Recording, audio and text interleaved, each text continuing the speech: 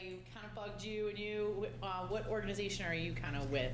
I represent SAPI. I'm Okay. with speakers tomorrow, and Wonderful. the reason why I came now is I'm a SCORE volunteer. Okay. And we're always getting lots of questions around on this topic, and I know I need to learn a lot more. Okay, well this will be good then. What about you?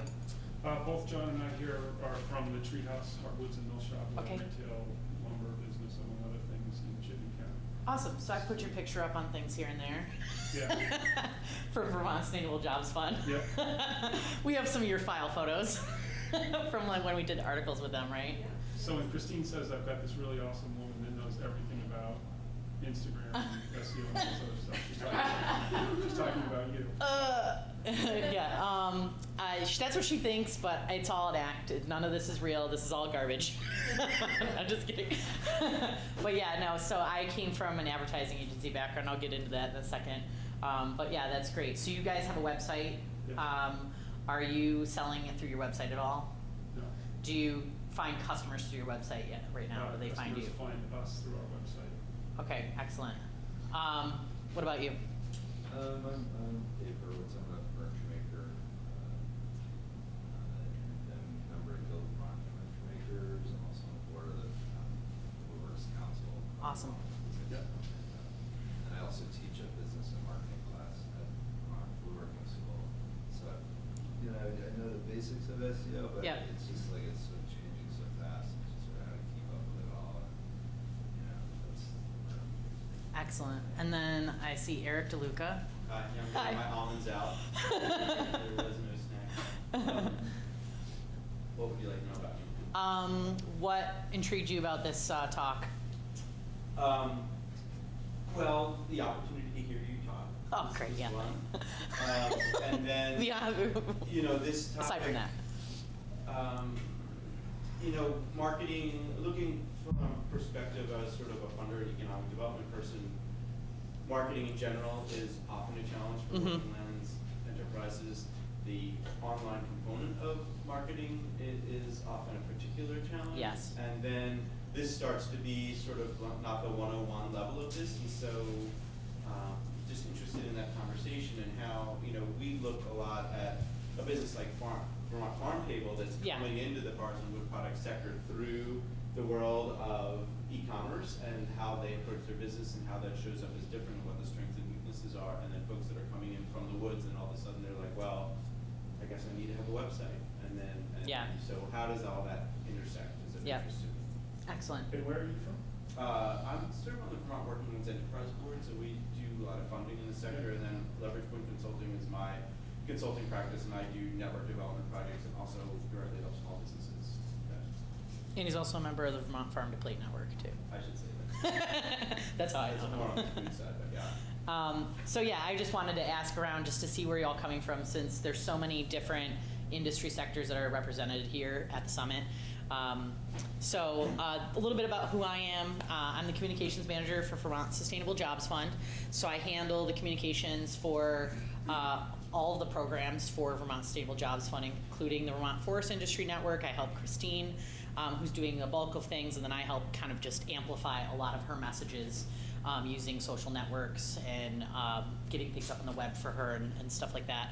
And then she handles kind of the story creation portion of things. We're going to kind of talk about that tomorrow at a storytelling panel. And then I do the communications work for Vermont Farm to Plate Network, as well as Vermont Sustainable Jobs Fund's overall work as well. I come from a background in advertising. I just spent the last 12 years working for advertising agencies, 2 different ones, doing their social media strategy, and I was their subject matter expert in search engine optimization, and then copywriting, and so I wrote a lot of content for every single type of advertising outlet you can imagine, from billboards to direct mails and websites.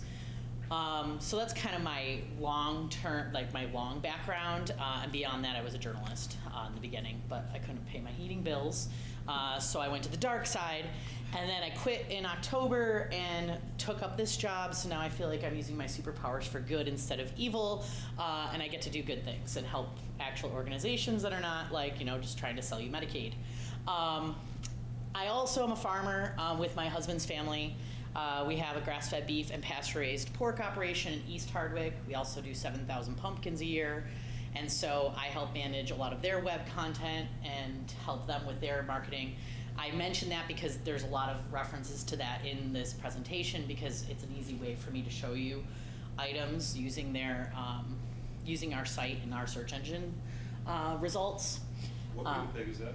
What'd you say? What breed of pig is that? That's a Tamworth Duroc cross, and then that particular group cohort was Tamworth, primarily Tamworth with some Duroc in it. So we do heritage breed crosses for pigs. I gotta talk to you about that after. Okay.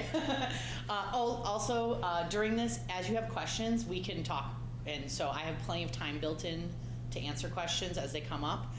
If it's a longer question that I think will take more time to answer, or I'm going to be coming up on it, I'll parking lot it and we'll come back to it. So have any of you Googled your business or your business name like recently? Where does it come up higher or lower? Like, does it come up in the first few results? It does, yes. How many Well, depending times? upon what, if you're talking about just our business name. How many times does it come up, would you say? Like, so I basically put in our name of our business, and this is only the first level of when you're searching something. Yeah. Your customers are not necessarily searching for you unless they already know who you are. Yeah. They're going to search keywords, keyword phrases. But the lowest hanging fruit is your business name. So if they're actually looking for you online, you need to be a legitimate business. And actually, this really applies to a lot of woodworking and sawmills and things like that, because they're hard to find a lot of the times. They sometimes don't have websites. My dad has a sawmill in Western New York, and he sells specialty hardwoods. And I helped him build a website years ago because he needed help selling wood. And it ended up getting so many emails from like California trying to find his wood, because no one else was trying to rank for the search engine keywords I was trying to rank for at the time, because there weren't other people on there. And there still aren't, especially in Vermont. It's really hard to find, specifically sawmills. That's why I was kind of asking around to see if there was anybody in here that was from a mill or selling actually, lumber. But same thing with woodworking. With woodworking, it's a little bit harder because you have a lot more competition for your words. So like table, or maple table, or kitchen, hardwood table, those types of things. There's a lot of people trying to rank for that, including IKEA and people that have or companies that have tons of money to put behind those keywords. So you have to get a little bit more clever. But Can I ask like kind of a basic question? You said Yeah. multiple times it's coming up. Yeah. Why would or would it not come up multiple times? Okay, If you're talking about a that specific actually leads me into a good question, a good answer here. So, when you type in the name of our family business, the first ranking you see there, that I have kind of like, this is all our website, and you get these if Google thinks that you have a valid site and it has some sort of time. It has a history of being a good site. If people tend to travel to the most common links, these will pop up. I can't control what goes there. But if I write good content and I have multiple pages, I get more of those. And look how much real estate that takes up, and it's not even paid. It's like free real estate. So the better your site is with good quality content and sending people to multiple different pages, that they're spending time on those pages, you'll start to get these. Then you have your social rankings. So you have like a Facebook ranking here. This isn't going to my website, but it's going to my Facebook page. And sometimes when people are searching for you, they might be searching for your social channels because they want to see what you're actively doing there. And I find a lot of small businesses, they tend to create their website, or they have a company create their website. Then it kind of sits there because they don't know how to update it, or it's too complicated, or just a real pain for the way the site might have been built in the first place. So they'll end up using their Facebook page all the time, and then they never update the website. And then if you go to the website, you're like, are these people still open? And then you go to their Facebook page, you're like, oh, they're still open, they're just not updating their website. So it is good to have your social channels. There's no negative to having that, but you don't want to ignore your website. So the thing about social channels, and there's slides in here that will talk about this later, but search engine do not rank the content in your social channels anymore. It used to rank Facebook posts, tweets, things like that, and those types of things would be searchable and they would pop up. They don't do that anymore. So, but they do rank the keywords that are in the About section of your Facebook page. So if you have a social media channel, go into your About section and make sure all of that is fully updated. Because if it's not, then how are they ever going to find you and rank for it? And then you'll see images. These images are from Google. They're from various different places. And it's also from my alt text. So a lot of these are probably from the website. So it's just another way. Again, I'm taking up more real estate on these search engine rankings. And then you see another Facebook one. And then you see a Face of Farming. This is a farm to plate feature, and it's actually from my organization before I was hired. It's on the Vermont Farm to Plate website. This is an editorial link. And so Google sees that as like, if other sites are writing about this company, then this company is more valid. And so it's actually going to help this ranking more as you get more editorial articles being written about you, especially ones that are valid from valid sites, not paid places where you see like 50 million links on a page and weird stuff like that. Like, don't listen to anybody trying to send you a weird email that says, I noticed your SEO is off, let me have a conversation with you. I'm located in Wisconsin. Don't even respond to those. Although sometimes they do have good suggestions. They'll tell you like some things that I noticed you don't have this, this, and this done. Go through and you maybe should update those things because that's how they found you. How often are you updating that website? The site? Because you hear a lot about like if you don't update it, then that's going to hurt your rankings. How often is that? Is it once a month? Is it once a week? Is it once a day? Like what's For this, because this is a small business, Yeah. Probably like once every couple weeks, I'm going in and doing an update on it. We have a recipes section, so having a blog, not as many people are reading blogs these days, but having the blog actually helps with search engine rankings if you're writing good quality blog posts. And so having something fresh going up every few weeks is good.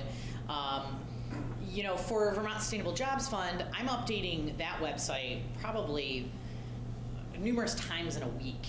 But it's because there's actual things to be updating there. So it's not that I'm going in and just being like, oh, I'm going to change a word here.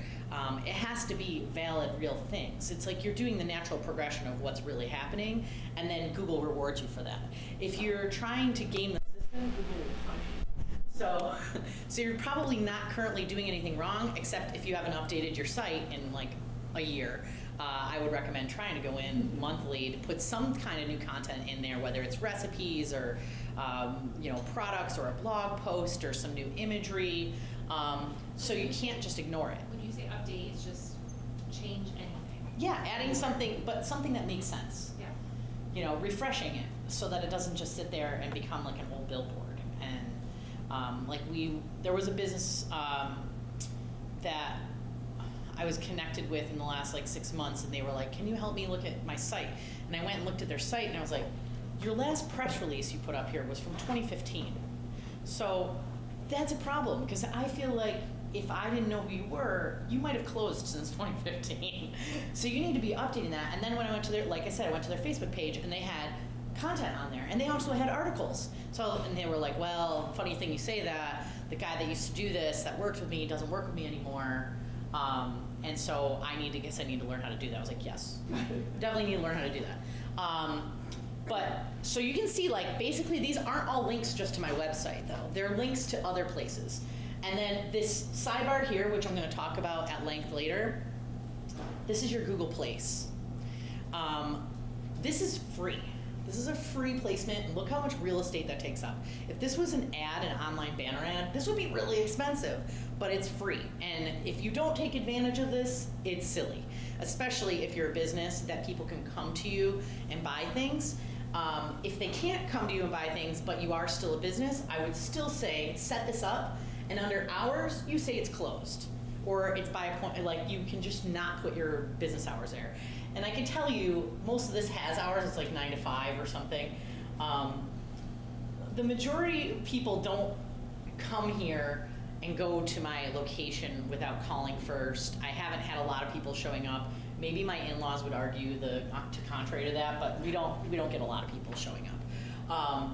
The one thing that really does help is your phone number. So nowadays, user activity of what normal people do if they have a smartphone, instead of going and searching on Google Chrome, your website, to try to figure out where you are, they go to Google Maps. When they go to Google Maps, they type in your business name. When they find you, it has your phone number, and they hit the call button. They don't even look at your phone number anymore. And the way they find that is your Google Place. So if you don't have your Google Place set up, they can't call you, and they can't find you easily. So you want to make it as easy as possible for them to find you. I just made like a ridiculous meme. This is actually my father-in-law and my husband. We need to get back to the house to work on SEO. Like they don't even know what we do to our website. And the talk I gave at the Grazers conference, afterwards somebody was like, "Oh, your daughter-in-law, she really knows what she's doing." And then my mother-in-law said, "I wish she would do it for us." I was like, "I am doing it." But they just don't realize that that's what's going into all of this, that this is search engine optimization. So let's go backwards and talk about what is basic SEO. It's the process of affecting the online visibility of a website through search results, unpaid results. It's referred to as natural. You might hear organic, you might hear earned. Those are all SEO types of terms that refer to what I'm talking about, which is unpaid results primarily. In general, the earlier or higher ranked you are in the results, the more frequently a website will appear in the results. The more a visitor travels to your page, so you put some good content up and then no one's coming to it, that could actually hurt you. But the more that they come to your page, the more you start driving traffic over to your page using Instagram or Twitter or social channels. That's where those ones come in. They're the spokes on your wheel, and your website is your hub. It's right here, and you're sending people to that website. And the more you're sending people over there, the better that's going to help you and rank. And most of the time, when you're looking for a business, and think about this for yourself when you're searching something on Google, you're going to the first page or two of results. You're not going to click through to page 3 or page 4 of something. So if you're trying to rank for a table or a product you're selling, and that product doesn't appear on the first couple of pages, and you notice it's on like page 7, you're the only one that went to page 7 to look for that. So we need to get you higher in that ranking. Yeah, these are actually one of our Holstein steers. So how do the search engines function? They crawl and build an index. They look like little spiders. This is what Google wants you to think they look like. I'll show you what I think they look like. They're super creepy. They're providing the users with a ranked list of the websites that they've determined are the most relevant through a series of what are called algorithms and ranking factors. Google has over 200 ranking factors in order to decide whether your site is worth it. They don't want you to know what any of those ranking factors are, ever. The only way I know what they are is, or anyone does, is that we're nerds and we read a lot of news, and they'll put some like a research paper out. Google will put out a research paper and tell you how well this thing is working, and then you can deduce from that what they've done and changed. Or they'll let you know that something changed in an algorithm, and they'll say, kind of like sometimes Facebook also does this, and sometimes you'll hear Mark Zuckerberg on like a press conference, and he'll go, "We want to make authentic relationships more important now." And then you have to read into that what that means. It's the same thing of like when the Fed says something about like interest rates going up or down, or where they're going to put money, and then everyone panics. And so no one ever really knows what it really means. So you have to basically pay attention to what's happening to your site, and if you are managing multiple sites, noticing trends over time of what's going on, and reading a lot of news, and then working from experience to see what's happening. So the spider crawls your web page. They go in and look at your website, and they're like, okay, there's some good content in here. They store it in this bucket, okay? Then they send it out through the algorithms. The algorithms are like, yep, nope, nope, nope. And then it goes to the results of the person. That user, it has to go through all of this. Now, when I say making an update to a site, if you make an update, it will go back through and crawl again. Sometimes it takes weeks, sometimes it can be a couple days. Most often, I think it's between 2 to 5 days to 2 weeks, depending on how active your site is and how many people are going to your site. And what happens is it recrawls the site and it says, oh, they put a new image here. I'm gonna make sure this image goes into Google Images now because it's got the right text underneath it and it explains what it is. So it's important, like I said, to update the site, because if your site just sits there forever, it's not going back through and like checking it. It's just gonna sit there. It takes longer and longer to check it. So they just put out a new algorithm again recently. And the thing is, because if you're not currently doing tons of SEO things, you're in a better situation than people that have probably been putting a lot of SEO effort into things. Because they change stuff. And when they change it, if someone was doing something that they thought was helping them and they were trying to game the system, it's now gonna hurt them in some ways. So the fact is, you haven't done anything wrong if you haven't done much. At the same time, you need to do something in order to start ranking and get your page updated regularly. But most of it nowadays is about like natural content. This is what I like to think the spiders look like those spiders when you're in the field and you walk through them and they look terrifying, but they're harmless. So there's 2 keys that are gonna help you. Your website's content and your links to your website. I think those are the 2 biggest ranking things.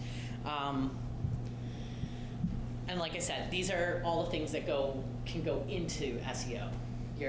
But I like the content on your site and those links to your site to really worry about those. 97% of consumers are using the internet when researching local services.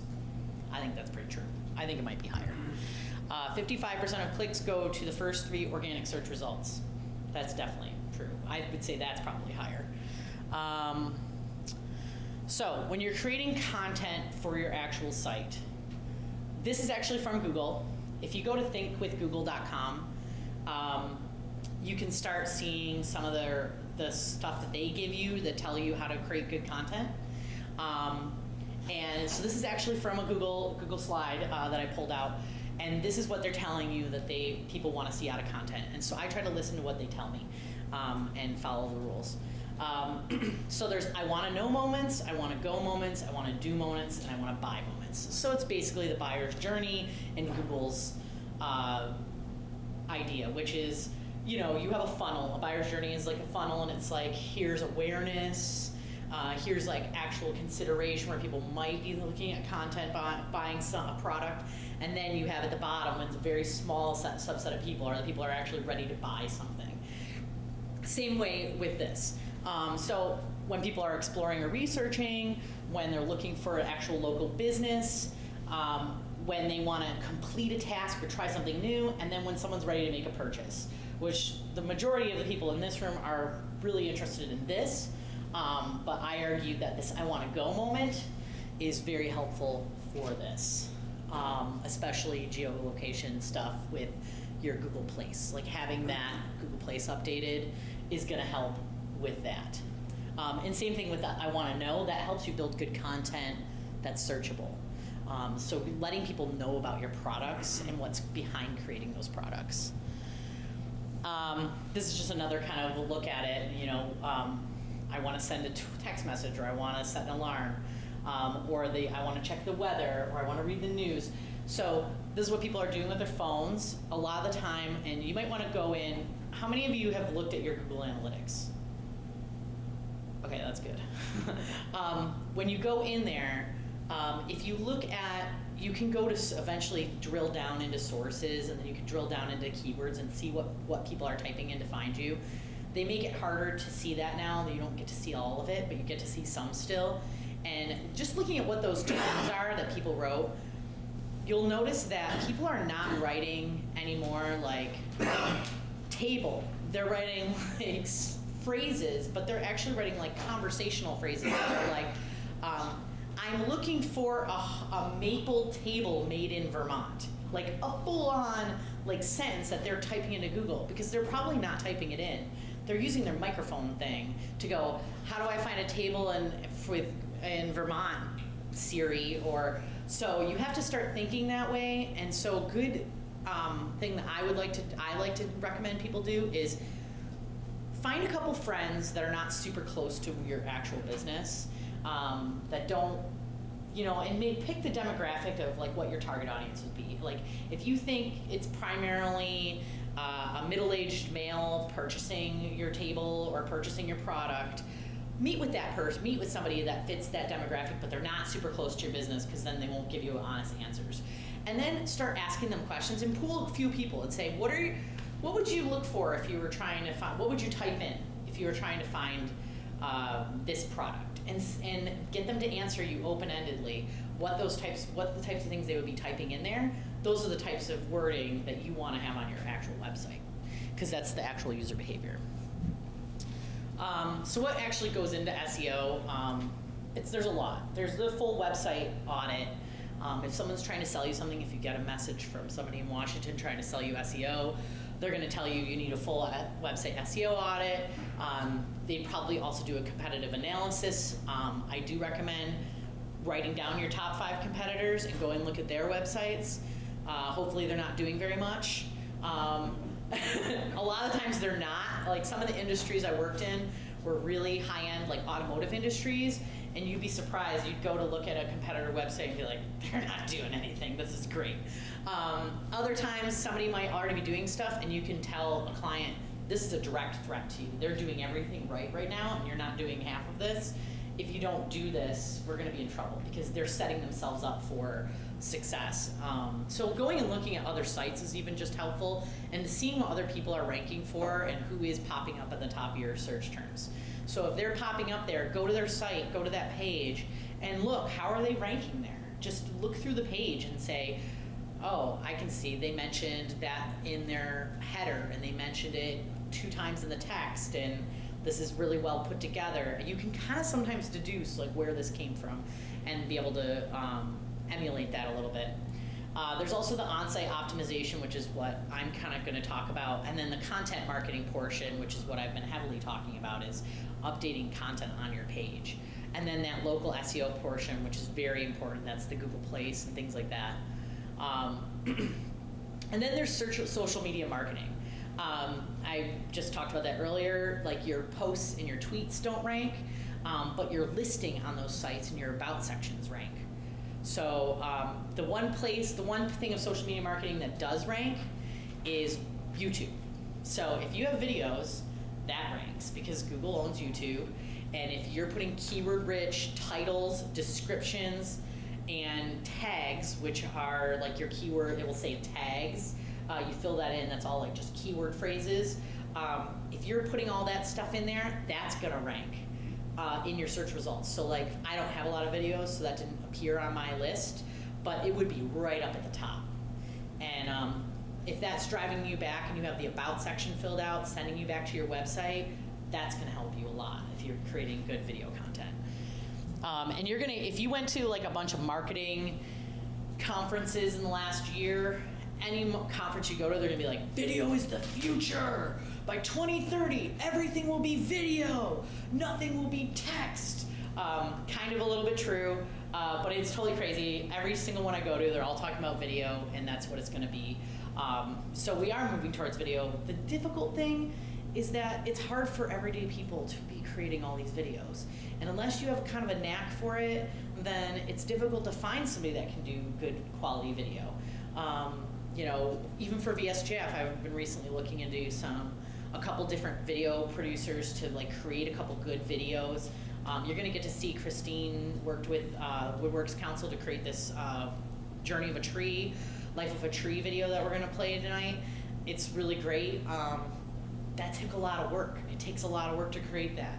And so I've looked into a couple different people that I thought would be more affordable, found a great one, and she's like, now I'm working on my own documentary project right now. So great, now I can't use her. And so if you're creating your own videos, I think I can argue that you could put up some YouTube videos and create your own stuff and do it pretty easily and be putting the right content in there, the right descriptions and that sort of thing, and you can make a go at it.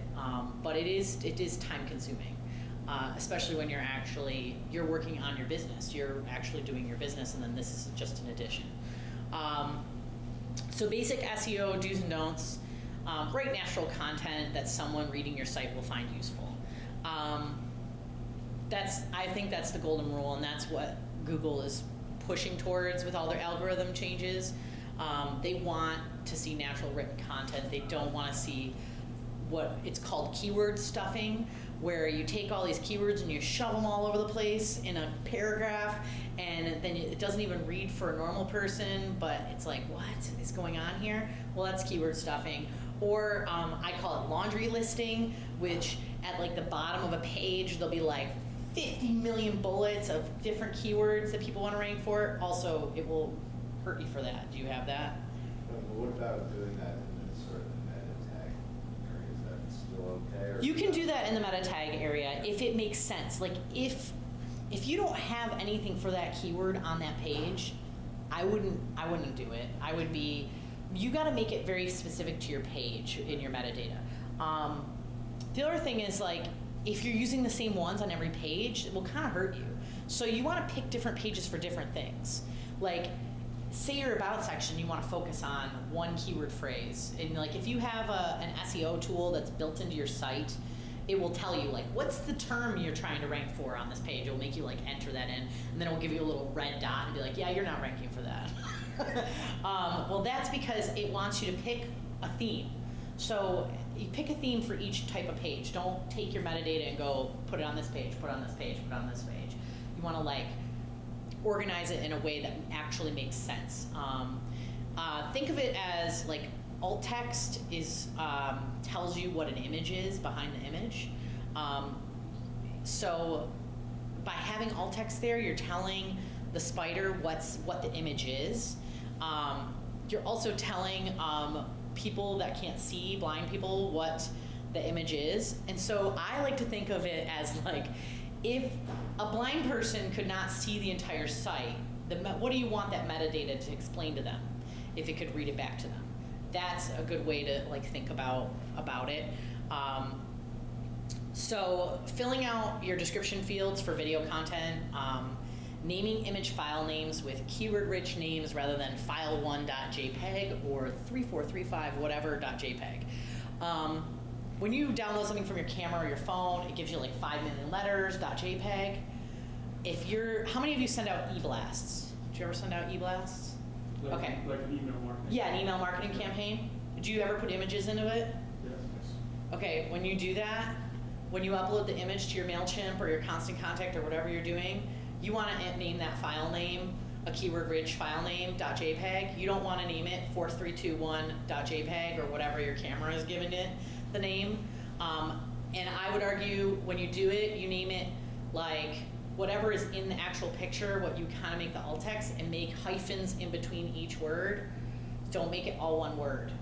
Like, don't say treehouse mill shop table as one word .jpg. Go tree hyphen house hyphen whatever, because then Google sees the hyphen as a separator, as a word separator, so it gives it a space and then ranks for all that. You can also go an underscore for it, like instead of a hyphen, but then it brings the words together, so it will make you have to rank for all the words together as a phrase versus separate words. Not spaces. No spaces. Do hyphens. So we use MailChimp, Yep. and we do mailings from time to time. And are you telling me that Google reads those emails and is able to pull content out of those emails that is associated with our website? No, well, partly. So the easy answer is when you create a MailChimp campaign, you get a MailChimp link that you could then also promote on your Facebook page if you wanted to. So after it's sent, you can go click on the link and there's the actual web page. A lot of the times you can put a view in browser to people. If they can't see it right in their email, they can click on view in browser. It takes them to that browser page. That's crawlable, that page. And if that's linking back to your website, which it always is, that's actually a good backlink to your website because it's showing valid content. So it does actually spider those images. It doesn't do it through your email. But in your email, if you're using Gmail, it could be. I'm not gonna like say, I'm not a conspiracy theorist, but like how many times have you talked about something and then next thing you know you start getting Facebook ads for Carnation Instant Breakfast when you just were talking about it. So, and they've denied that they're doing that, but they are. So, so anyways, anywhere you're putting something on the interwebs, it's gonna be spidered. The other thing for that is a lot of people don't have their images turned on in their email browser. So like if I have Outlook, it automatically does not, I have it set, so I have to hit download images when I open it. Well, the first thing I see is the file name or the alt text there. So you want to put alt text and you want to put the proper file name there so that people will be like, oh, I want to see that, what that image is, because I just read the email without the images in it. Because I'll do that all the time. I'll look at things without the images. So that's why that's another reason why it's important. So we use Constant Contacts Yep. for ours, and I add linked images to each of our mailers. They'll link directly to our website or to a specific page that's probably Yep. what I'm talking about. Is that kind of the same thing you're talking about? That would essentially be Yeah. linked in the... Yeah, and so when you're uploading the image though, before you even upload the image, name the file name. Yeah. It's just a little trick. Right. Most people are not doing it. So if you're not doing it, then you have a step up on people. And most small business owners are not doing that. Most large companies probably are not doing it properly. So the more you're doing that, the more it's helping you with your rankings.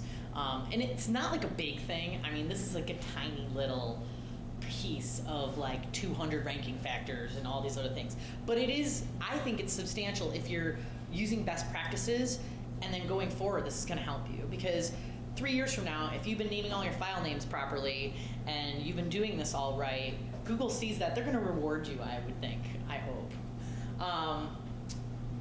Working on getting coverage outside of your site, like local news articles, getting picked up in 7 days, editorial pickups, even op-eds to like Vermont Digger and other places that are gonna print that type of stuff. It doesn't even, I like to have it linked back to my company page, but if it doesn't, there is an algorithm now that they're calling them ghosted backlinks is what they're called. I think that's the term for them. And it's saying now that Google is finding, when they're crawling a website, if they find, say, your business name somewhere, but it's not linked to you, but it's about you, it's adding more validity to your actual website, because it's like you're not basically bagging your name for links all over the place. You're just getting mentions everywhere, so it's giving you more validity as a company. So the more press pickups you can get, PR for things from valid places, the better, because that's going to help your rankings in the long run. I talked about don't fill in your web page full of keywords that make no sense. Don't try to game creepy spiders. This is a big one. Don't duplicate content in multiple places. This is really hard.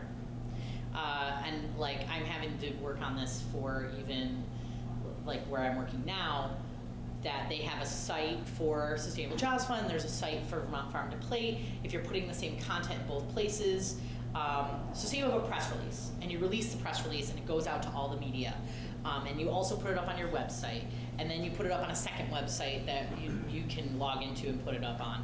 Now you've had the same words put in like 10 places, and you're like, well, that's duplicate content. It is. However, one of the things to do with that, and I argue Google can understand that that's a press release and not just like copied text everywhere. Google will give the most rankings to the first place it's listed.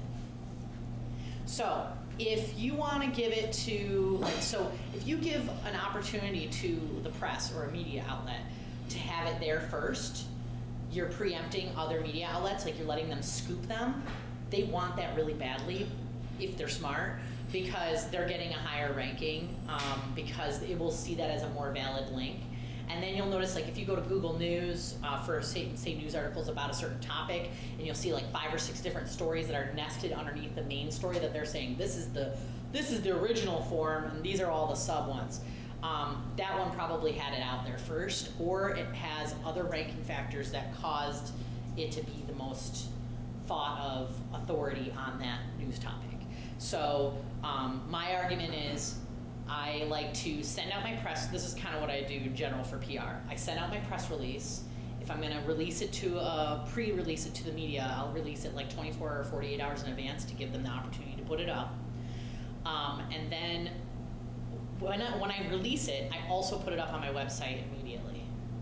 So your website is like the first place it's appearing. If you're putting it on a sub website, so I have Sustainable Jobs Fund and I have Farm to Plate, putting an excerpt of it but not the full article in the second place is good, because you can basically be saying like, here's a reference to it, get the full story over here. So it's still saying like, over here this is the real site, this is the sub site. So picking what site that is important. But you'll notice like Vermont Business Magazine, I don't even know if they know what they're doing, but they're smart about it, but they didn't even do it on purpose. But they pick up like every press release ever. So if you send them a press release, they pick it up. They pick it up fucking quick. Ooh, sorry, don't. They pick it up really quick, okay? When they pick that up, they're becoming the top news source for it. And because Burlington Free Press put up a paywall that you can't go see their article now, you're gonna go over to the Business Magazine website and see it there. And then that's causing more traffic to go over to their site. So, I like the Business Magazine. I'm gonna keep putting my stuff there if I'm a company that's trying to get out press releases, because they're gonna keep ranking higher than other people are, but I wanna make sure it goes up on my website first. So just keep that in mind when you're sending something out. And then I like the small pubs a lot, like even ones that don't have an online presence. I know this isn't as related to Google and search engine rankings, but your small presses and small pubs in the state, like a St. Albans Messenger and people like that, you're getting local goodwill happening through those and good mentions. So if you're in a town or you're near somewhere and there's a local story or some imagery that you can add to that pub, if we lose those small pubs in the state, we lose local news. And then we just have to rely on this paywall from somewhere that doesn't really care about local. And we're all talking about, bringing our forests and outdoor recreation from that talk together and getting people to educate. It's through the local pubs that you can do that and make that kind of like reach. So that's not really SEO related, but it's just if we're talking about pubs, they're important. And some of them do have websites. So that's to pay attention to too. Don't ever pay other sites to link to your page unless you're in a membership to something. Like for Vermont Fresh Network, totally makes sense. It's a valid site.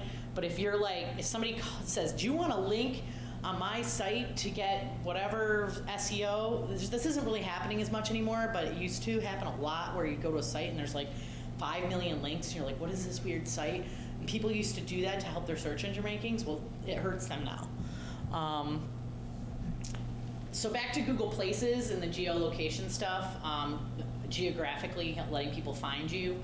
All you have to do if you're not currently listed as a Google Place is type it in here in your little search, go to Google Maps, type anything. If it doesn't appear, I actually used a neighboring farm. And then at the very bottom of the screen, it says add a missing place if your business doesn't show up. Add the missing place, fill it all in. It's really easy. It will walk you through the steps. And then when you get done with it, because you could do this for other people too. I do it for people all the time. Like if I find somebody that needs a Google Place, I'm like, I'm gonna add them a Google Place right now. And you can do it like anytime you want. But if it's actually your business, you click claim this business. And if someone's already created a Google Place for you, like they were like me, and they were like, I think Treehouse Mill Shop should have a Google Place, and they don't already, so I'm gonna create it for them. And then you go and see it, and you're like, what is this? I can't believe this is already created. You should be able to go to the bottom and hit claim this business. And then they'll call you, I think it's like a phone call or a postcard, it's some really weird archaic thing, in order to validate that you're actually the business. And then you can make updates to that place if it's already in existence. Super easy to do. So you're saying that you get to that through your business page? You just go to Google Maps. You go to Google Maps, like you were just gonna search for something, type it in. So what if it's, comes up, but then the image, that you can move side to side is not you can add images. So once you claim your business, Yeah. then I would go in and add the appropriate images. The one negative is that, like, if you have a Google Place and people have been adding images of your Google Place on your own, you can't get rid of those images. So, but you can like add more images and then they're pushed down on the feed kind of. I like it personally for the farm because if they're taking images of our farm, then it's not just images from me, it's from other people too. So can you remove one? You can't remove one yourself. Usually cannot remove them. So if it doesn't say claim this, then you've already claimed it. Do you feel like you've claimed it? I think so. But I remember we used to get a lot of phone calls from Google saying claim. If it says check, if it's got a check mark next to Lynn's business, that's what you did, right? Click on it. No, I'm gonna claim Yeah, so you want to fill that out. it. I'll hit it right now. You won't be able to because they have to call you or send you a postcard or whatever it is. I think it's call you. I think it was a call validation. Another thing you can do that I would recommend doing, and I talked about this earlier, is like find a few of your people that you would consider your target audience and poll them and say, what are you typing in? Or how would you, don't even ask them what are you typing in, say, how would you find this product? You can use your phone, you can use your computer. And then see what they do. Do they pick up their phone and hit Siri, or do they pick up their phone and type something in, or what are they doing? So find like, I would say do like 5 or 6 different people. 5 to 10 is a good range. To kind of see like what types of words are they typing in? How are they looking for my stuff? And that will help you figure out what type of content should you be creating for your page that you're not currently creating. At the Grazers Conference, I had a really nice woman who has a sheep farm, and she does fiber and she does grass-fed lamb as well. And she was like, you know, I rank for my yarn and my fiber and my sheep breeds, but I don't ever rank for my meat, and I don't understand why people can't find me for my lamb. And I was like, I haven't looked at your site, but I bet you your site is full of information about your sheep breeds and your yarn, and there's probably like no recipe section, and there's nothing about your lamb. And then sure enough, we end up going look at it, and she's like, yeah, I'm guilty. Like, there's not enough stuff about my lamb. So like, your site needs to have the type of content that would fit the keywords that you're trying to rank for. If it doesn't, then you're gonna rank for something else weirdly. I mean, I feel like woodworking is, there's a lot of people in the market across the country, but I don't think there's a lot in Vermont that's really hitting the keywords in Vermont as well. There's a couple, like Vermont Farm Table, they're really working at it. Vermont Wood Studios, they're another one. At the Vermont Tourism Summit that I went to, who was it? There was a woodworker there from like southern Vermont, and he actually has somebody on staff doing all of their like marketing and social and web stuff. And so I would say he's dangerous. Yeah, this kind of game came up at I think it might have been at the Harvard Big Conference where it was an agritourism breakout session, and it started becoming clear that Instagram was one of the ways that farms were driving like their Airbnb traffic. Yeah. And so then everybody's like, this farm does a great job. You know, there were like people could name the 5 farms that were really on it with Instagram, and then the other things that they were doing related to their agritourism business through the Instagram channel. Exactly. So for me, like when I'm looking for farm stuff, the person that's really doing it, and it's not in Vermont, is 5 Mary's Farm. She's on Instagram. She's got like, I don't know, hundreds of thousands of followers now. And she's puts up like, oh my God, like 100 Instagram stories a day or something. It's just like exhausting. I don't even understand how she's actually working. But now she's teaching a small business marketing course too, which it actually looks pretty good. And she really knows what she's doing. And then she started a burger house, and they started a storefront. They're doing online meat ordering and fulfillment, and lamb pelts, and like, dude, everything you could possibly imagine. And farm stays, and retreats, and they're targeting females, which is the target audience for who's gonna be buying food. It's totally smart. All the stuff she's doing is super intelligent. It exhausts me. I'm like, I wish I could just do like 3 of these things, and I feel like I'd be successful. But I watch her stuff and see what she's doing, and I look at what hashtags she's putting up and that sort of thing, and it's helpful because, like, you know, obviously Simon Pierce does a lot of online Instagramming. Vermont Wood Studios does a fair amount. If you're looking at theirs, like, look at the types of stuff they're doing and the types of posts that are getting hundreds of likes on it, versus not very many likes. And it just gives you an example. It also might give you some fear of missing out, like FOMO action too. But it is good to know what the top fives are really doing to make a difference, because they're like pulling away from the pack. And then eventually everyone catches up, and then it becomes like a saturated market. And right now it's not really a saturated market, it's an opportunistic market. Like, we could jump into this and make changes, I feel like. Can I ask you a really basic question? Yeah. So if a lot of your activity and a lot of your traffic is in social, why do you need a website? Because you need to be a valid business. So if you just have a Facebook page, not everyone has a Facebook page.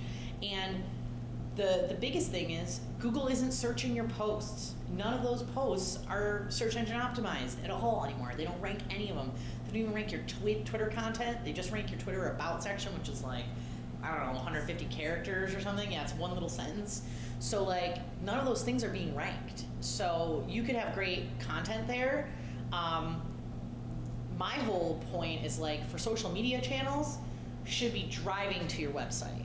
Like, they should, and not all the time. I'm not telling you don't fill your social channels with links, because it's annoying. But if people end up really it's where you cultivate your audience. The social channels are in the top of your buyer's journey awareness funnel. They're at the top of, like, I want to know about them. This is interesting. These images are really cool, especially for Instagram and woodworking and stuff. It's like, these images are cool. This woodworking is really neat. I love this craft. They're all up there, okay? And as they start to like you more, they're like, what if I wanted to buy something from them? And then they kind of fall into here, and then they're like, I want to buy something. And then they're either going to visit you or they're going to go to your website and try to make a purchase. And if you don't have a website and they can't find you because you don't have a Google Place, then how are they going to buy your thing? And that's where your people that are pulling away, that are in the top fives, that's where they're winning, because they're like, I got point of sale on my website, no problem. Or they could come to my shop and see my studio and buy a bunch of stuff at the same time, and like, they're already set up for purchasing. So I feel like, yeah, you should be updating those social channels, but you should be having a website to be a valid business, and then updating the website. Not all the time, but, you know, putting some content up there sometimes, and not just letting it languish and die a slow, painful death. So my next steps are create your Google Place, make the list of your keyword phrases that you think that you need to write some content for, regularly update your website, taking advantage of YouTube if you do want to create video content, because that's smart. Also, if you are going to create video content, I like to put my videos in two places. I put them on YouTube because they live forever. Like, they have, like, we go find that stuff, like, and I could have said swear word, and I did. You can go find that stuff years back, okay? And that's great. That content just kind of lives and lives and lives, especially if you put good descriptions and keywords and things. And if you are creating video content, you're doing a tutorial, like how to do something, or you're showing somebody like how you make your things, putting the caption files, I know this is like a next level on top of things, but if you have a caption file that you can put in there, and you can make it auto caption. So after you upload your video, you go to your captions. It's in like the advanced settings for, you know, putting in your content. You'll see it in your YouTube screen. You can go to the captions. It will auto generate them. Then you go through and you fix it so it's not like gobbledygook. It's actually gotten really, really pretty good, because now they have so much voice recognition software. It's so good that it's almost creepy. But some of the grammar is usually off by a touch or a word if somebody isn't speaking clearly. Say you got a real hard Vermonter accent or something in there, or like me, I have the Western New York accent, so it could like screw things up. So you gotta go in and fix that and have the caption file on there. First for closed captioning, and for people wanting to watch things with sound off, and for Google search terms. So take advantage of that. You do YouTube add in other places? Yeah, the other place is Facebook. Okay. So I do a Facebook post with the actual video embedded because Facebook favors that, and they hurt YouTube links. They used to like them, but now they hate them. So their algorithm says, oh, they posted a YouTube link, I'll suppress the reach on that. If you post directly to Facebook, they're like, oh, I'll leave that, I'll put that up here higher. The thing with Facebook video, it lasts for like a week or less, and then it's gone for good. And it sits there in like a sub tab of your Facebook page, and no one ever goes and looks at it. So like if you're making video content, you want to get it somewhere where it's going to kind of like last, and you also want to get the initial bang for your buck too off of You Facebook. don't post a YouTube link, a video. I- Just directly. I directly post the video on Facebook. She's kind of saying do both because Do with both. YouTube it'll last Yeah. for a long time, and with Facebook you'll get It's the a quick hit, right. and it will have the more maximum reach off of a Facebook one. And you can actually, and this is way beyond, but you can download the caption file from your YouTube video and upload it as a file to the Facebook video when you put it in. So then that video will have captions on it easily. So you don't have to go like create a caption file. It's already created for you in YouTube. You just download it. I have a hack for it. Like I have a link that can show you the tutorial if you were really interested in that and doing that. It's super easy. Something I've done when I've made videos for our business is I start out with the script for the video. Like I just go through what we want to say, whether it's being narrated or something like that, and then that's automatically your caption file. Yes. So it's not something that's that difficult to come up with. The other nice thing when you do a caption file on YouTube is that it gives you the little CC closed caption next to your video, and maybe it's just me, but I think that draws people's attention. Even if they're not going to have the captions on, it's like, oh, this is a better video for whatever reason. It also ranks higher. Yeah. So it doesn't spider the things you're saying. It's spidering the caption file. So if you have a caption file in there, it's spidering that YouTube is, which is Google. And then it's ranking you better for your video if you have the caption file. So if you have a lot of speaking and you're doing a tutorial on how to make something or how to fix something or whatever, put a caption file. And then, like I said, you could download that caption file from YouTube. It's the same file type. It's a .srt. And then you upload that to the Facebook one. When you upload the Facebook video, it gives you the option. But then, like, think about it. How many times are you laying in bed at 9:30 at night? And don't lie. And you're, like, scrolling through videos quietly because you don't want to, like, wake anyone up. And you're, like, looking at these videos, and they're quiet, and you're reading the caption file on them because your sound's not on. Tell me you haven't done that, and if you haven't, then you're lying. I'm doing it right now. Yeah. It's also the case like with Twitter, because if you don't want to click through to the video, that captioning gives you a chance to see the content while you're still in the scroll. Yeah. Yeah, because and also with Facebook, if you click on the video, then it's going to pop the video up, whatever. And so I feel like a lot of user behavior is that you're laying there, or maybe you're sitting, or you're just laying in bed at late at night, and you're scrolling, and you're seeing it, you're not clicking on it, you're just watching it. And so if the caption file is there, and the sound isn't on, it's automatically playing on Facebook, and you're reading what's happening. And that's going to draw your interest in. It's going to keep you on Facebook longer, and you're more likely to then click through to see what else is on that page. And Facebook wants you so badly to just spend like 10 hours a day on there.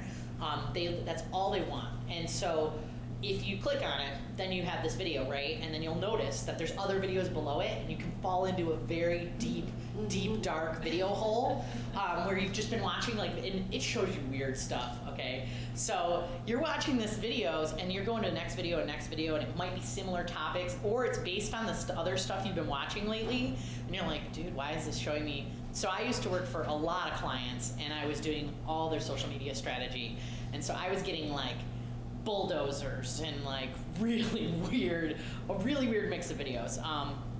And so when you're scrolling through there, if they happen upon your video and they don't like your page already because they've fallen into this hole and it has captions on it, they're more likely to then go, what's this company? This is cool.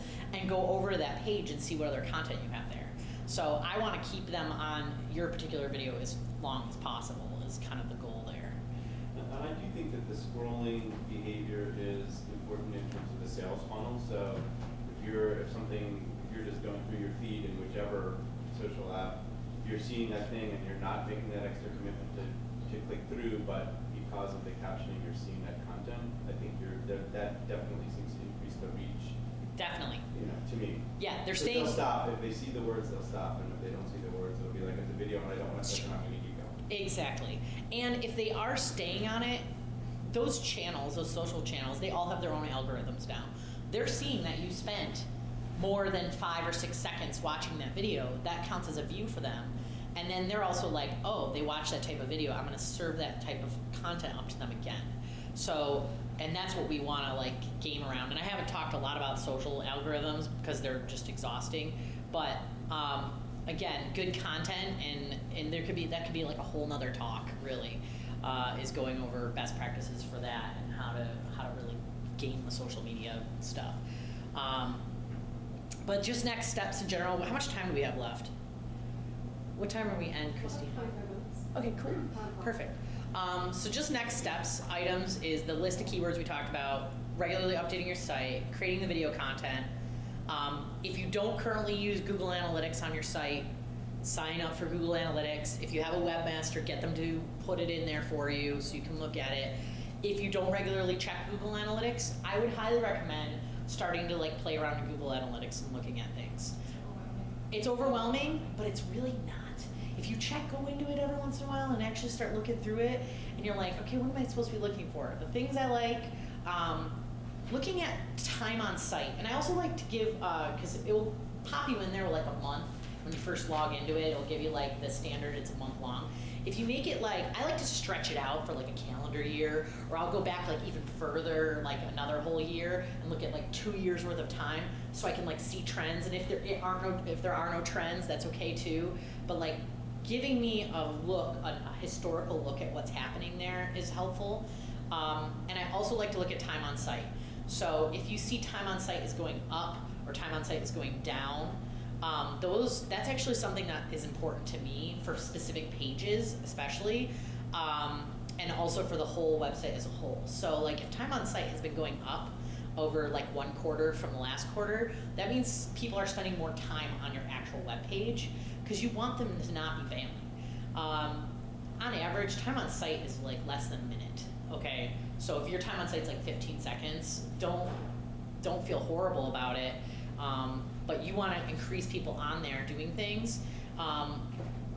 One example of like a success is Christine's program, this Forest Industry Network, and the forestry stories that she's been creating that you might have seen throughout the last year. Those are causing time on site on the Vermont Sustainable Jobs Fund site to go up. And I think at one point it was like above a minute. So 1 minute and 36 seconds or something was time on site, and I was like, wow, that's really good. Because that means people are actually staying on the page and reading it. And it's giving you an average. So there's people that are gonna come in and bail, and then there's people that are gonna stay on there and read the whole thing and leave their browser open, and then there's people in the middle. And so it's giving you this average, and that's why the number is probably gonna be less than a minute usually. But if they're definitely staying on a site for a long period of time, you know that like you're creating content Like they a want. minute is a huge success. Yeah, I would say it's a pretty good success. Because it's, like I said, it's your average. And looking at it by a quarterly basis, so you look at this quarter and it will show you a comparison, and then looking last quarter, and you're like, okay, this is increasing, this is good. There's also like, it also depends on what your site's being used for. If your site is just being used as a portal to jump to another site, your time on site might be horrible. Like if you're like causing people to come into your site and then click somewhere else and jump out of your site to go to like whatever that is, the registration or whatever, your time on site might be like 5 seconds or 10 seconds because the average time is they're not coming in to read. But if it's a blog post or there's scrollable content on your site and doing what Facebook wants to do, it wants to keep you on a page, it wants to keep you on their site. Doing that with your site allows people to stay there. The longer they stay there, the more Google thinks the site's worth it and it's offering up information. So that's something I like to look at as like a beginner, Google Analytics, like what am I looking for? And then I like to look at page views and seeing where those spikes are. And I like to look at sources, like where they're coming from, because you can look where they're coming from socially too. So you can see who your winner is. I like to like make winners. So like, is Facebook still winning? Facebook's still winning. I hate them. I've had to do the social media strategy thing for the last like 8 years and like work with that. They're still the winners though. Like, I can't argue with that. They're still winning. So if I go and look at all my stats, Facebook's still sending the most traffic. I'm getting traffic from Instagram through the Forest Industry Network Instagram channel. There is traffic happening, but it's only like a handful of links here and there. It's where I'm getting the most traffic is still through Facebook articles and traffic. Traffic onto your site. Traffic and to the site. Not necessarily exposure to the public. Yes, yes. I'm looking at Because it from a, could be hundreds, Oh, totally. thousands of people reading your Instagram postings. Totally. Who really cares if you go to their site? That's the question he was sort of asking, yeah. which is like, do you really need a website? if Well, you want them to be buying stuff. So you could have hundreds of thousands of people looking at your Instagram page. If the next action they're then taking is to come to your storefront, then that's great. But if you have an online place and you can capture some of those hundreds of thousands to then click through to your site and then buy something rather than just be fans, that I feel like is a conversion. That's where I'm going to get see a bottom line change and an ROI change. But I guess that does beg the question about like the e-commerce functionality of Instagram right now. You know, how much is that in a closed loop ecosystem where you see the post, you make the purchase? It's not much, and they're trying to make it more. So right now they're adding more shoppable links to influencers. They just sent out an article about it. There's a bunch of stuff going on. I didn't really look too far into it, so I'm not sure if it's like for example, if you use a Instagram story right now, if you have more than 10,000 followers, you can have a see more link and take you to a link to your site. If you have less than 10,000 followers, you have to do like a link in bio type of Right. little swirly That's still thing. the most common. Yeah, because they have less than 10,000 followers. As soon as they have 10,000 followers, you can do the see more links. So I'm not sure if the shoppable items, and they're saying it's for influencers right now, so I'm assuming that they're talking about more than 10,000 or even higher. And they're only like starting to roll that out. There's other things you can use, and I talked to last year, not this past year, like 2 years ago at South by Southwest, I got to hear Shopify, the person that developed Shopify, which is a way to make Instagram shoppable. It's a lot for fashion brands more than anything. Fashion brands like makeup and like females wearing like cute outfits, and then like you can click, like you can buy that look.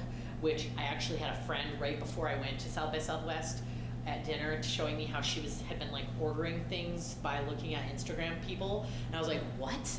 You're really doing that? And I'm like, you're like the news article I'm reading about. And she's like, yeah. I'm like, I don't know any other human doing that right now. By the way, she had a huge discretionary income, so but somehow she got targeted and had been like following a few different like people posting cute outfits they were wearing, and she was buying stuff. Well, the Shopify woman was from the fashion industry, so that's why it makes sense that's why fashion is where it started. I believe you can do others now through Shopify, which allows you to have these like links to like go buy like certain looks or certain products. But it's still hard to do. They haven't quite figured it out yet, but and I think they're trying to be. Instagram's owned by Facebook. Facebook doesn't want Instagram to become Facebook, because if it does, then everyone's going to leave it because we're all going to hate it. Which they are. Yeah, and so they're trying to like do things slowly and smartly, which I give them credit for. But eventually, you're going to be able to easily shop on Instagram. So the more you're gaining your followers right now, I would say a year from now, you might be able to add shoppable links easily to But your. to his question, that's the reason you still want to drive traffic to your site, because if there is some transaction you want to do, Instagram really isn't that yet. It's not that yet, but it's a good for the top of that buyer funnel, that top of that awareness, and like getting fans and getting a name out there and creating buzz about you. Instagram's a great place for that, especially for woodworkers. Like my husband's farm Instagram, I taught him how to use it. He has more followers than me now. And people love seeing his farming stuff. And he's got farms. And then one really big thing that he's using it for, we're not gaining a lot of like meat customers off of Instagram, but he's gained a huge, weird virtual network of other farmers from all over the world. And because he's doing grass-fed beef, and we're doing really nice rotational grazing and grazing management practices that other people are trying to emulate. and you know, we're doing like a lot of stuff for water quality, like wood chip barnyards, and like looking at different solutions, and he's posting about these projects, so then they're seeing it and asking him, and he's also seeing like their projects. So he's made friends with all these people all over the place, and so he's got all these followers from all over the world that are like kind of trading ideas. And when you go on vacation, you have all these cool places. That's totally true, yeah. I mean, we went on our honeymoon in Ireland and got to go see a farm doing the same thing we're doing. And the Did guy, you learn about through Instagram? no, I cyber stalked them by like by like searching for pasture raised pork in Ireland, which is, by the way, Ireland is a giant confinement pork operation country with CAFO farms everywhere, and so the price of pork in Ireland is really low, like rock bottom low. If you want pork chops, it's like nothing. So pasture raised pork has a really hard time in Ireland, but these people were doing it, and they opened their own butcher shop to do it, and then also did meals, and so I was like, this is cool. These guys are doing kind of what we want to do, and what we are kind of doing, and so I like reached out to them, and we like went there and hung out, and it was really cool. But I feel like that's the value of Instagram more than making a sale. So what's next? I will send, if you email me, I will send you this entire PowerPoint as a PDF, and you can do whatever you want with it. I don't care. I also have a whole list of different tools available that that you can use. So like Hootsuite and Cision, which does like PR software, and we have access to that. I've like downloaded all different guides, things like that, and collected them, and I've deleted ones that aren't good and kept the ones that are, so that you don't have to go register for all those sites, and then they send you tons of emails. I did it for you, so I could send you the link to that as well when I send you the link to the workshop. I'm also going to be doing a half-day or full-day workshop, probably in Northfield, Vermont, in probably June at this point. On SEO, where you would like bring your computer, and we'll open up your computer, and we'll like, the group, it's probably gonna be maybe 15, 20 people tops, and we'll actually do SEO work at that workshop. So on your actual site, so when you leave, you'll have done things. So you'll basically spend a day doing SEO work with me. So I'm gonna be doing that possibly in June or July. So send me an email if you're interested in that, and I'll put you on the list. I'm gonna send people that have already attended this as like a prerequisite the email first to give you the option to sign up, so it doesn't fill up with other people first, and then I'll reach out to the greater public. And then if you're looking for like one-on-one help in general, if you want to reach out to me, I'm trying to kind of compile a list of people that do it in this area, but I don't quite have the list totally finished yet. So how much time do we have left? We have 15 minutes. Go for it. So I'll start with my biggest question, which is, so we're a small business with a limited marketing budget. There are a number of different marketing opportunities out there, from free stuff to paying for radio advertising, print advertising, and all those things. You have a background in All of those things. all of those things. What would you say is the biggest bang for the buck? God, I hate to say this, but Facebook is a pretty big bang for your buck. Facebook advertising specifically, boosting posts by using your business manager, not directly through your page. Like when you go to your feed and it says, boost this post, it's going to 80% more people, you should boost this, click this button. I don't do that. I go to actual business manager and the ads manager, because then you can target better. So really honing in your targeting. I've given a couple tutorials so far, and I think I should do a workshop on it as a whole to show you how to do it. But setting up Facebook Business Manager properly, and then using the ad targeting in there and setting up audiences. I've seen really great results, specifically with Christine's stories, of making the right audiences. So, and then I can reuse those audiences again. Whereas when you click boost this post through Facebook, it's not giving you all those kinds of abilities to target properly.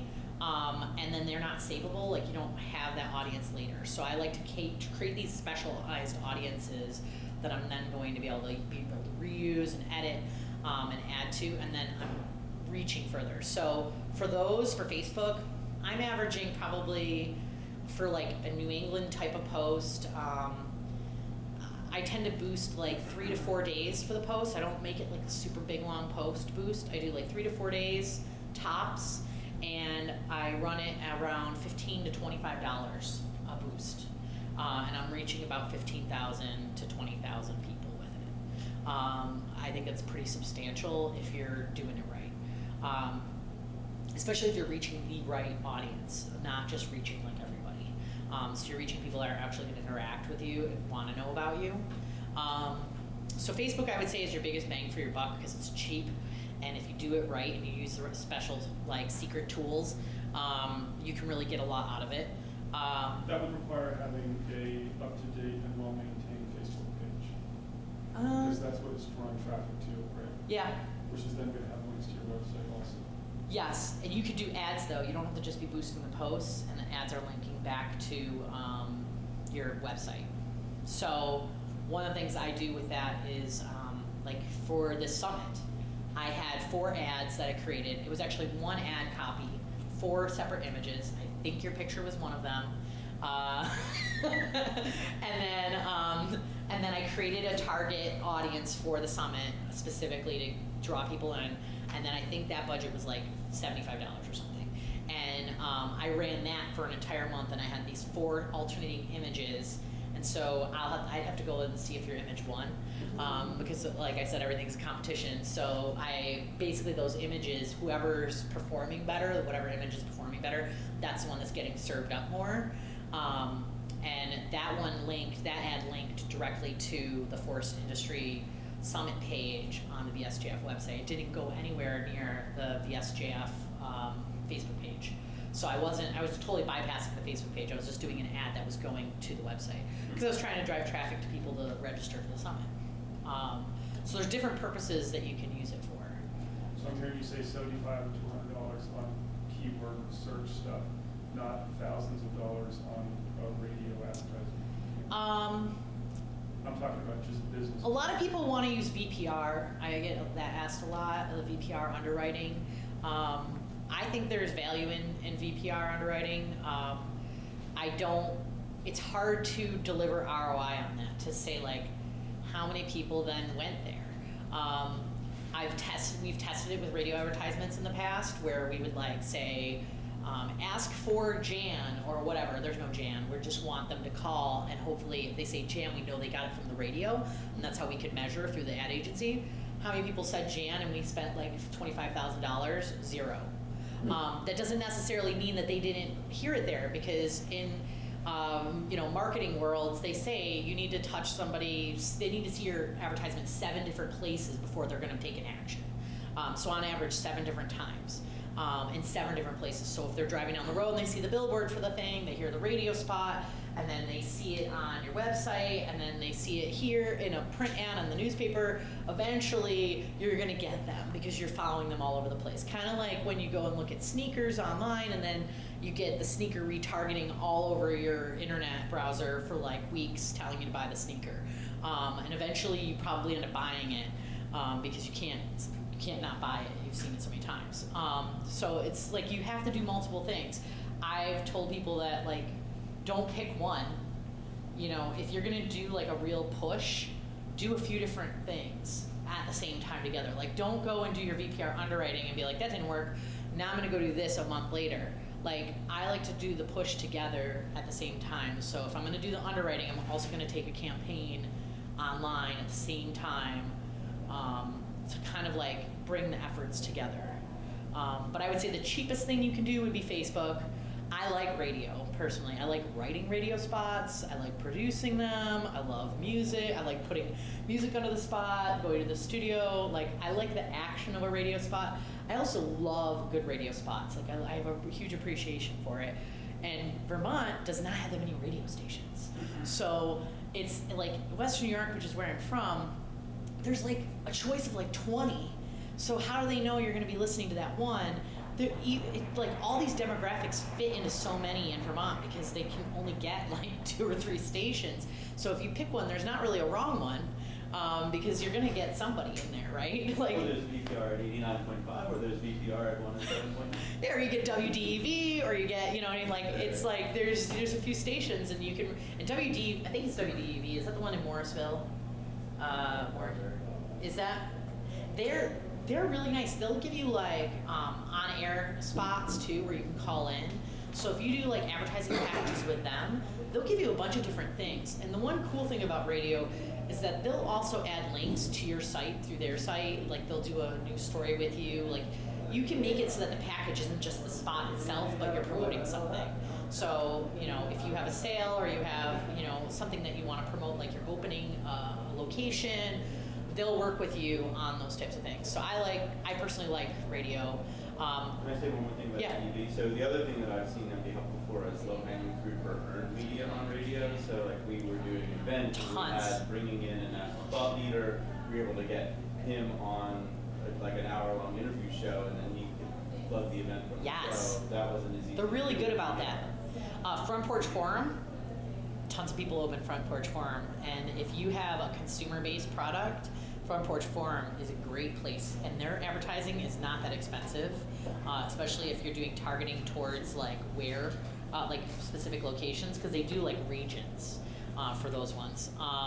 The other one that I like, Vermont Business Magazine, not the actual print, but I like their online e-blasts. So they do an online e-blast every day. They do like an energy one, a different one.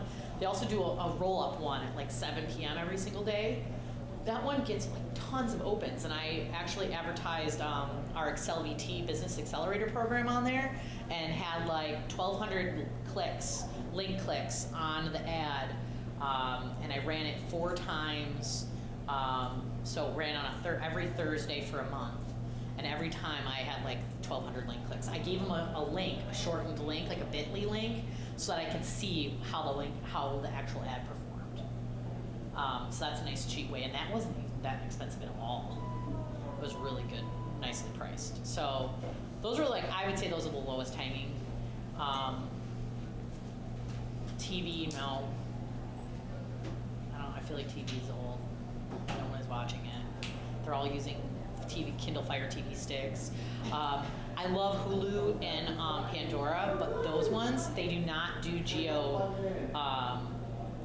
They will not give you specific geographies to advertise with, and they're really expensive. Like we've looked into it, like numerous clients in the past have wanted to use Hulu or Pandora or Spotify, the music ones. Super expensive and not they can't geo-target. So you end up like hitting nationwide with no targeting. Like they don't have any targeting at all. So. Can I ask a few more small business? Yep. Do you got some go ahead. In your previous screen, you listed or suggested those.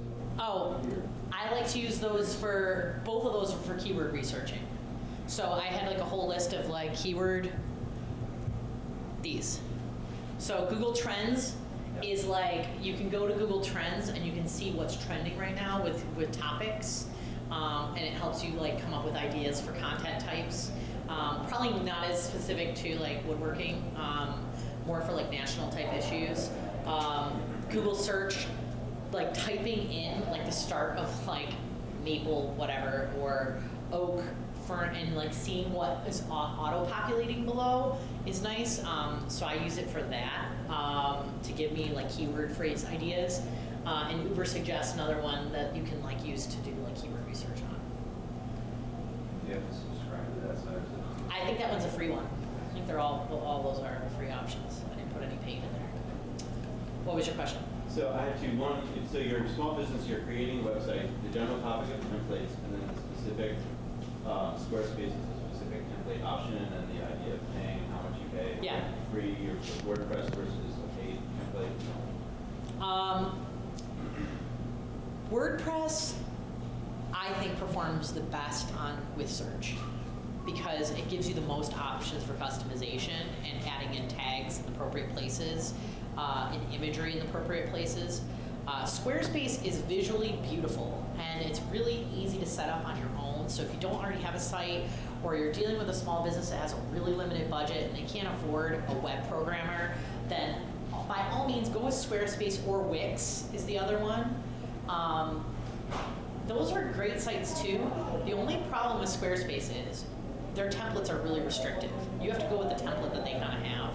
And then if you decide you want to change your template later, you can like explode your site essentially, and it becomes really painful to deal with. And when you transition your site, say you grow, now you're like, I'm a bigger site now. I have like more e-commerce, and I have all these things I want to put into this and customize. It doesn't give you a lot of options to do that. So then you end up having to like get a web programmer to take your site, migrate it over to WordPress. And so like WordPress is like the grown-up version of sites, and Wix and Squarespace are like the beginner versions, but they're really nice looking. Like Squarespace, especially for woodworking, and it's just, they have very visually appealing, nice sites, and there are e-commerce tie-in opportunities with both of those. So I would say Wix and Squarespace if you don't have the budget, and WordPress if you have a budget to hire someone to give you a nice skin, like make it look nice. Personally, like our farm one is WordPress, and it's really dated now, and I'm not a web programmer person, I'm like the back-end content person.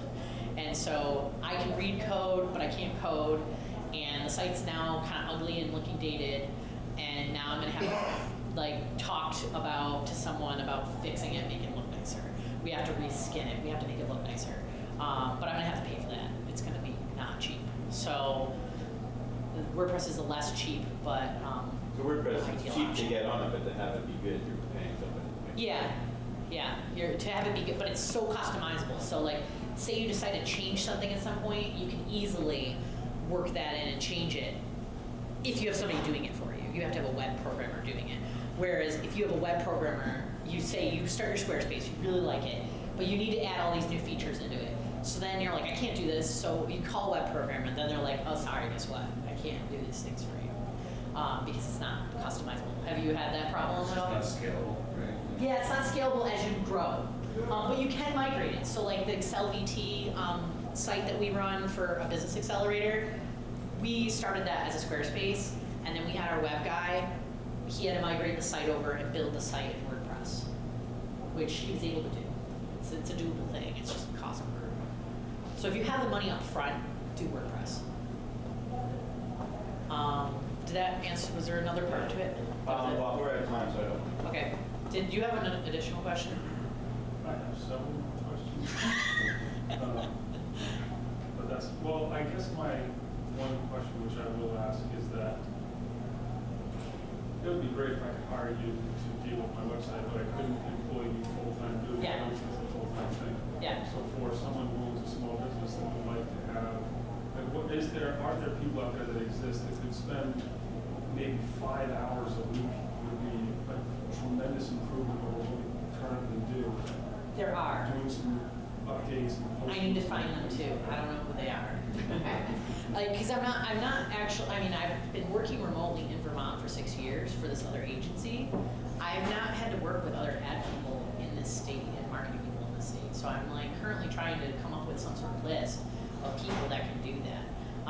Because the people I worked with before in Western New York, I know like 3 right off the top of my head that would be great. They're usually super weird. Well, and it's a hard thing because Keep Vermont clear.